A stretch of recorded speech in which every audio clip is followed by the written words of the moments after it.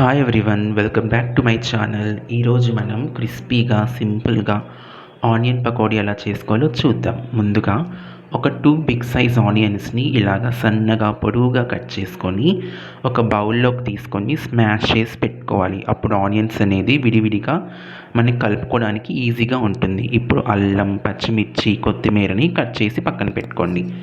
ముందుగా కట్ చేసుకున్న ఆనియన్స్లో కారం, శనగపిండి, అలాగే ఒక టేబుల్ స్పూన్ ఉప్పుని మనం యాడ్ చేసుకోవాలి.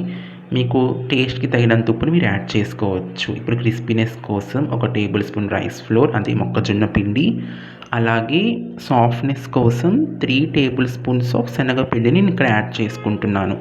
తర్వాత ముందుగా కట్ చేసి పెట్టుకున్న పచ్చిమిర్చి, కరివేపాకు, అల్లం ముక్కల్ని దీంట్లోకి యాడ్ చేసుకొని ముందు అవి మిక్స్ అయ్యేలా కలుపుకోవాలి.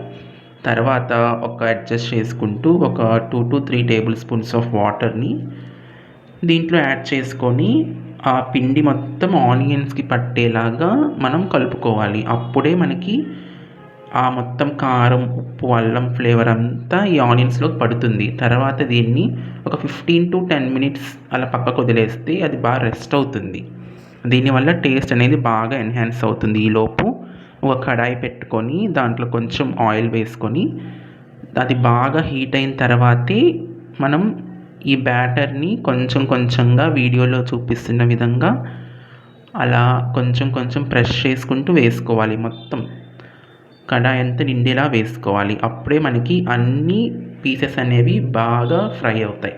ఇప్పుడు మంటని మీడియం ఫ్లేమ్లోకి అడ్జస్ట్ చేసుకొని ఇలా తిప్పుకుంటూ గోల్డెన్ బ్రౌన్ కలర్ వచ్చేలాగా మనం ఫ్రై చేసుకోవాలి. అప్పుడే ఇలా ప్లేట్లోకి సర్వ్ చేసుకున్నాక వేడి వేడి క్రిస్పీగా ఉండే ఆనియన్ పకోడీ రెడీ అవుతుంది.